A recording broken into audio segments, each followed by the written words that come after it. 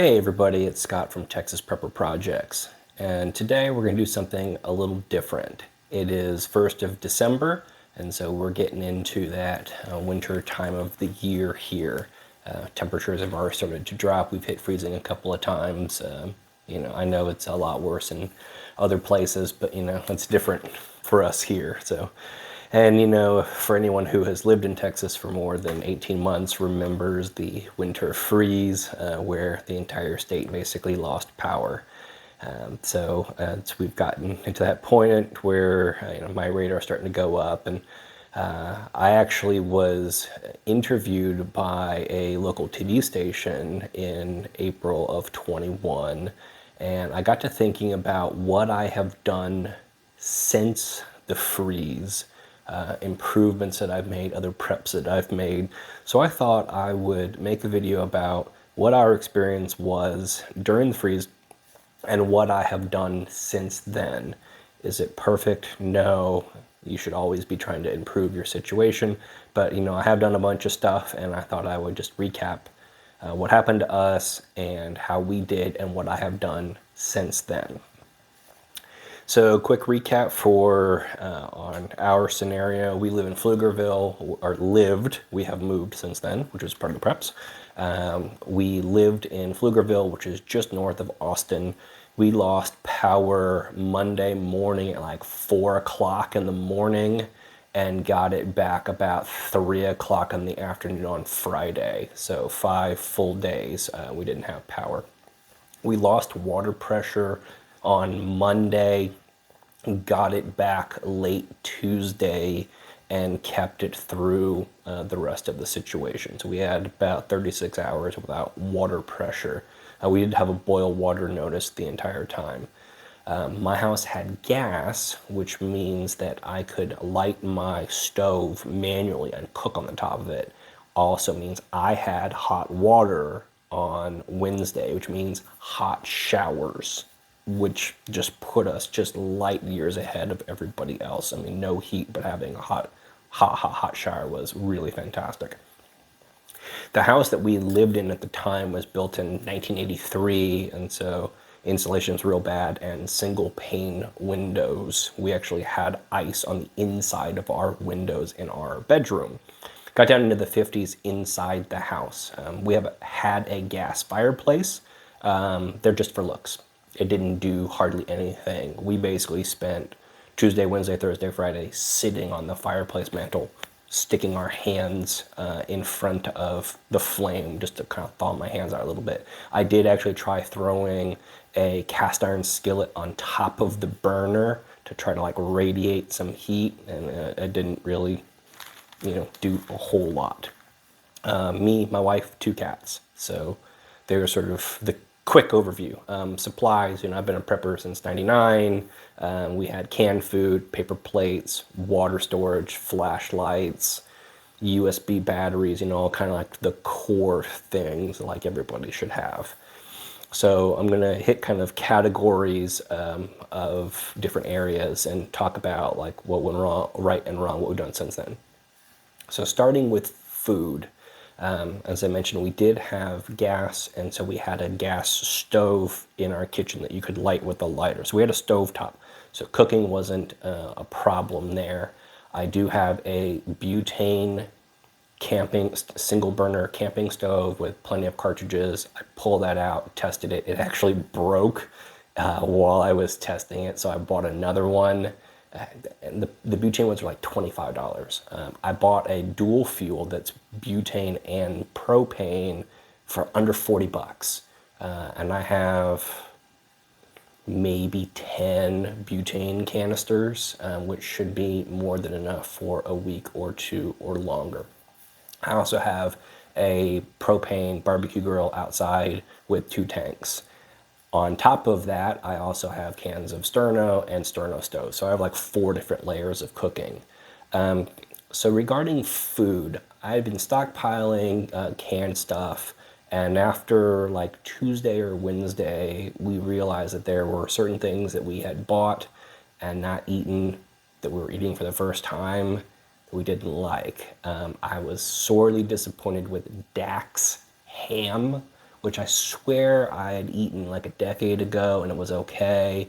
And I ate it this time, and I'd eat if I was starving, but it was not very good. So we ended up clearing out the pantry, donating it to some homeless people close by, and restocking the pantry with known things that we'd eaten and tasted and used and were familiar with.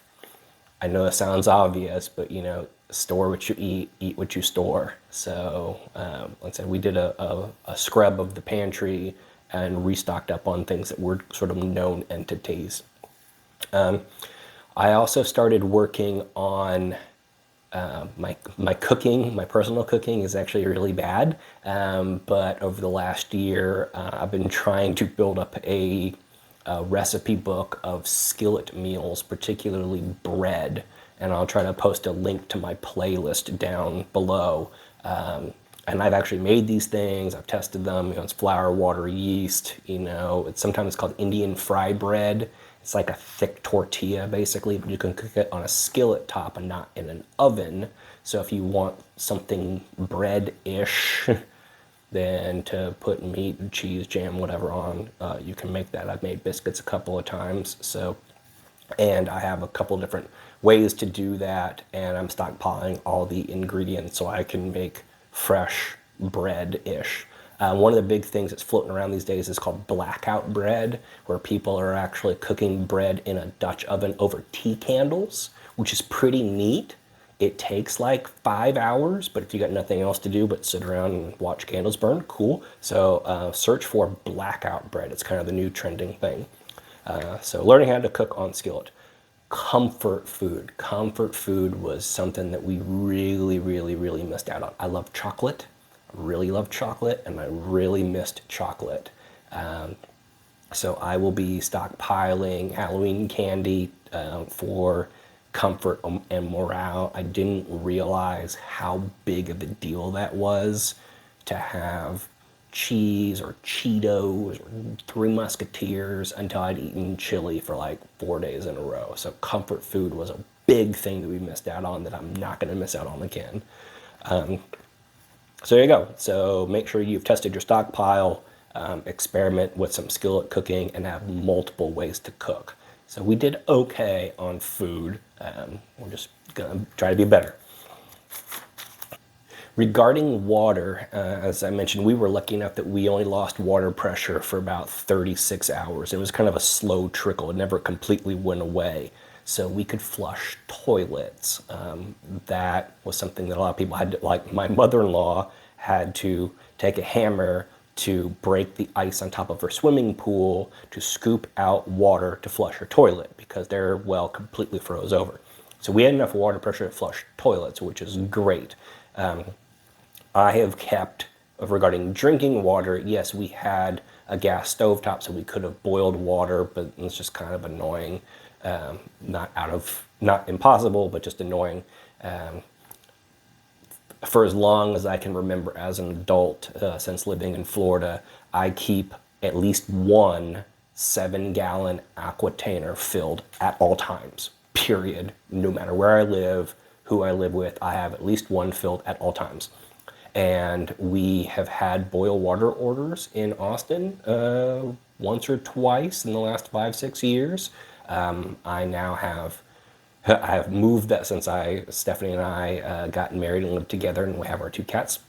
I have increased that, and then after the blizzard, I increased it again. So I currently have 2 7-gallon aquatainers filled with filtered water in my pantry, and then I have an additional 6-gallon jerry can. They didn't have the aquatainers at Academy when I went to go get them. I have that filled, and I have my homemade water filter, which I have a video for up over here, that's got 5 gallons, and that's filled. And then there's a local guy who is selling used barrels. So I bought a 35-gallon water barrel from him for like $15. And keeping it full to flush toilets with, or wash off dishes. So I wouldn't call it drinking water, but it's backup water. and it's actually out on my back patio right now. I need to move it into the garage, but it was just easier to fill from the hose. So I have 20 something gallons of drinking water and 35 gallons of backup water now. So I feel pretty good on the water situation. So one of the other things we learned is that drinking water all the time gets really boring. Except I'm also a sugar addict. I really need my Dr. Pepper real bad. So having powdered Gatorade mix was really nice. Also, it gives you some sugars and some salts and some vitamins and things like that if you're eating bland food. But I will keep a container of Gatorade mix in my back pantry so I can mix it into the water and just have some flavor taste. So I've increased my water storage, going to keep Gatorade on hand. Regarding communications, so I'm a ham radio operator. I've been a ham operator for 12 or 13 years. I got into ham for preparedness sake. This is the first time I've had like an actual emergency situation where I pulled out the ham gear. Okay, here we go. Our local Aries did activate, and I don't know what I was expecting, but the net control was just kind of regurgitating the same information over and over again. In the first 36 hours, there was a lot of traffic, a lot of reports as to like what intersections were frozen over, what gas stations were still open, like what was going on. So at first 36 hours was pretty neat. By Wednesday, when the whole city was frozen over, it just kind of stopped. So I pulled out my $20 AM FM pocket radio and turned it into a local radio station, and we got like live updates as to what was going on. And that reminds me of when I lived in Florida, we had hurricanes. My $1,000 ham gear is really cool, but a $20 FM pocket radio that you can hit a local radio station with really gives you, some morale. They got some music, you hear a live person, you get kind of relevant stuff. So I strongly recommend just buying a $20 FM radio, a Sony off of Amazon. Yes, your Baofeng will tune FM radio, but tuning to your local FM radio station actually gave me a lot more information than all my ham gear did. So power and heat kind of tying together. So regarding power, I did have a big SLA battery and a small solar panel. I had a really cheap power inverter, and there was a modified sine wave, and I learned that my electric blanket would not run off of a modified sine wave power inverter. So I immediately, as soon as things thawed out, I bought two big 100 amp hour SLAs, several hundred watts of panels, a pure sine inverter, an MPPT controller. I have other videos on my solar stuff, but I now have two solar systems. One that's big enough to run my electric blanket continuously. The other one that was big enough to run my chest freezer, which was another investment I made after the freeze because we lost all of our food. So chest freezer and electric blanket were the two things I've really, really, really wanted. And actually I don't use the chest freezer anymore because in our new house the freezer is big enough. But there's multiple other videos on solar. I have a couple other ones. But our electricity needs were actually pretty minor. My wife and I actually lived off of our Ankler 10,000 milliamp USB battery pack for several days, and I have 3 of these now. They're super handy. I strongly believe that if you own a cell phone, you should own one of these. The 10,000 milliamp ones are about 20 bucks right now, and that should charge your phone twice approximately, depending upon what model you have. I carry one around in my briefcase when I go to work. I've been in the hospital a couple of times in the last 2 years, and I'll throw this in my little hospital bag because there's never an outlet close by. So these are really, really, really handy, and I strongly recommend that you buy at least a 10,000 milliamp for 20 bucks. Great investment. I did sort of knee-jerk buy a generator summer of 21 because there was a deal that was just too good to pass up on a Sportsman's Guide. So I snagged it and then thought about, tested it. It was a good learning experience on how to break in a generator, start it, etc. Realized it was kind of too small for really to do anything.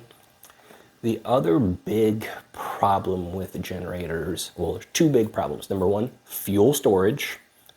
Storing gasoline is problematic. It can be dangerous. You have to fuel stabilize gasoline since it will go bad in 6 months or so. So depending on your situation, you may or may not want to store that sort of material. You also have to store a lot of it for any sort of runtime, for any sort of length of runtime. My biggest problem with the generator is noise. In my neighborhood in Pflugerville, that week I could have heard a pin drop blocks away. So if anyone would have had a generator, the whole world would have known it. And that was just not a situation that I wanted to get into.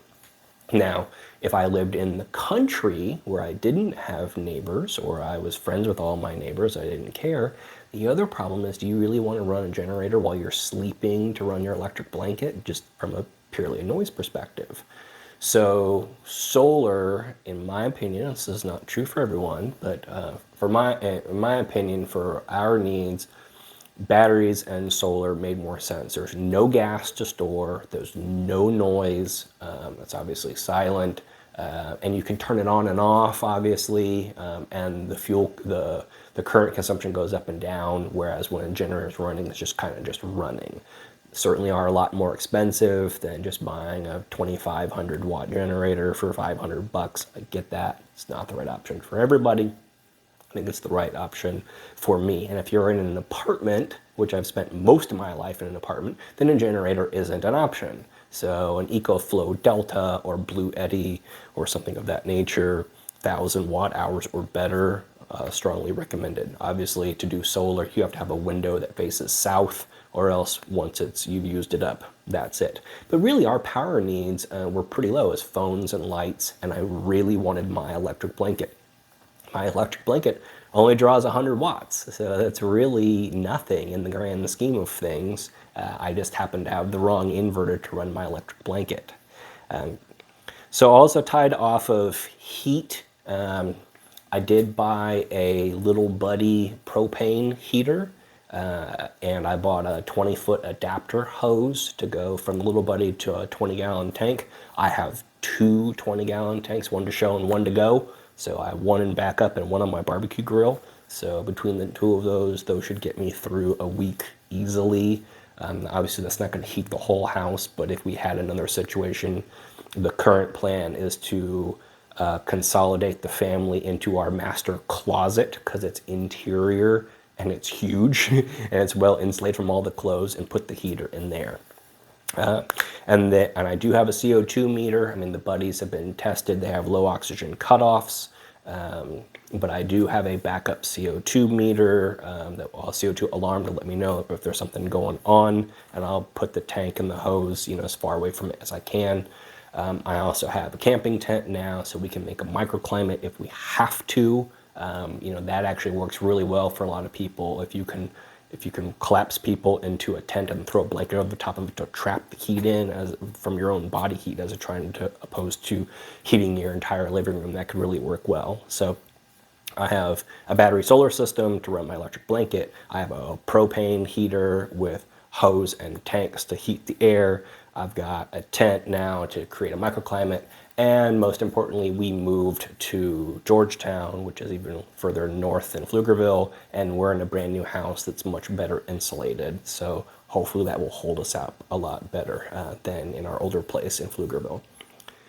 So I hope this was useful and gave you kind of an overview of things that I have done. If you've got any questions, drop me a comment. If you found this to be useful and helpful, please give me a thumbs up and a like and subscribe. It's really encouraging when I see people adding and subscribing, and helps keep motivated to do this. So thanks, and stay safe out there. Thanks.